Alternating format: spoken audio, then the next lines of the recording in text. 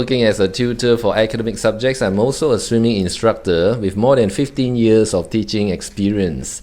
And last time I used to work in the beautiful city of Kuala Lumpur in Malaysia, but now we have moved down to Johor Bahru. It is a vibrant, fantastic city, and I've trained students from as young as 9 months old all the way to adults.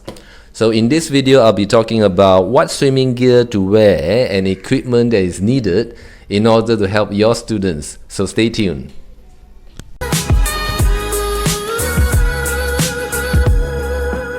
Last time when I was in Kuala Lumpur, I used to wear a semi-sized wetsuit as opposed to a full-size one. So with a semi-sized wetsuit, it goes all the way from your arm and the way down to your thigh, just above your knees. Whereas with a full suit, it goes all the way from the wrist all the way down to your ankle. So depending which one you are comfortable with. So why do I prefer to use a semi-sized wetsuit at that time?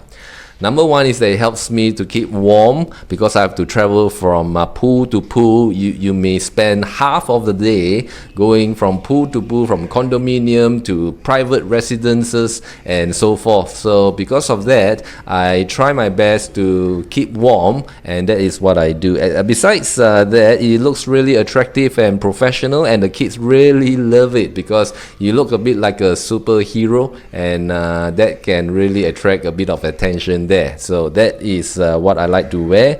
In terms of the next equipment that I like to use or gear that I like to wear is actually my rubber Speedo swimming cap. So it goes, you wrap it around your head, and that will further help you to keep warm because it gets really cold when you're in the water for anything from 30 minutes to 1 hour. So that is what I like to use, and it also protects the hair from drying because your hair is exposed to the chlorine in the water. So that is useful.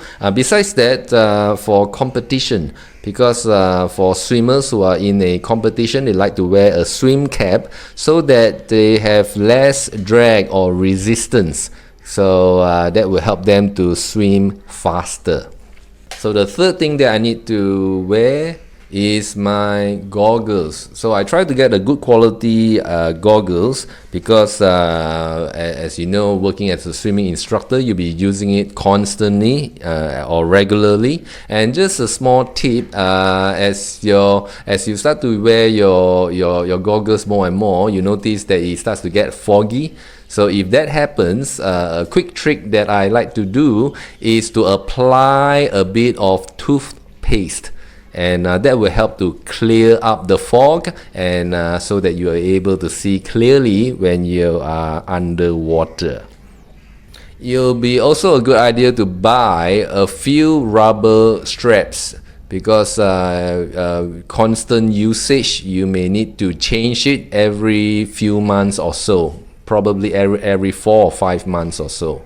The thing that I like to wear is a raincoat that will further preserve your body heat, and it also protects you from the rain. And the fifth thing that I will put on, I'll splash on or splot on, is sunscreen SPF 50 plus. So obviously to protect from the sun, from getting sunburn.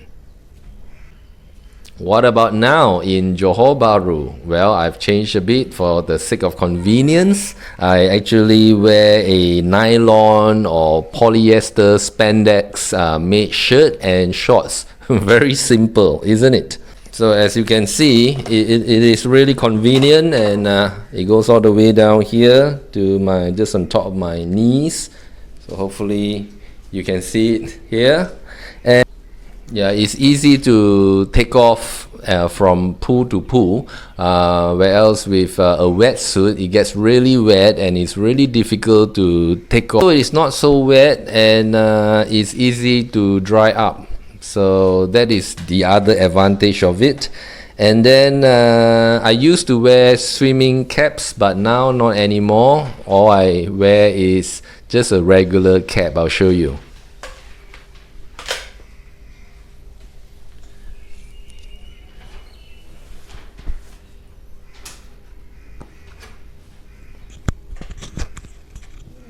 Yep, just a nice cap just to protect myself from the sun. And then of course a good quality pair of goggles and also a nice raincoat. Yeah, in terms of sunscreen, I actually changed from a sunscreen that I used to get in the pharmacy. Now I opt for a more natural form. I use virgin coconut oil. I find that very useful in protecting myself, protecting my skin, and it's good for my skin. At the same time, it can actually repel mosquitoes as well. So that's why I really like to use it. As the students, what do they require? Of course, there's different kinds of accessories that they can use, but the basics, the most important ones, two things. The first thing is just a kickboard. Why a kickboard? Because a kickboard will help the student to swim in a streamlined form, you see. So if he's able to swim in a nice form, that would reduce the drag, and the student is able to swim fast, correctly, and effectively. And the other thing that I like to use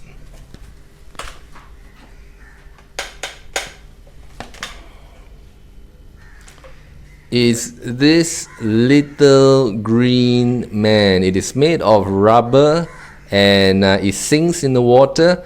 I find that very useful, especially when I'm trying to help young kids, probably younger than 5 years old. When I'm trying to initially create rapport with them, I find that it is a very good tool to use.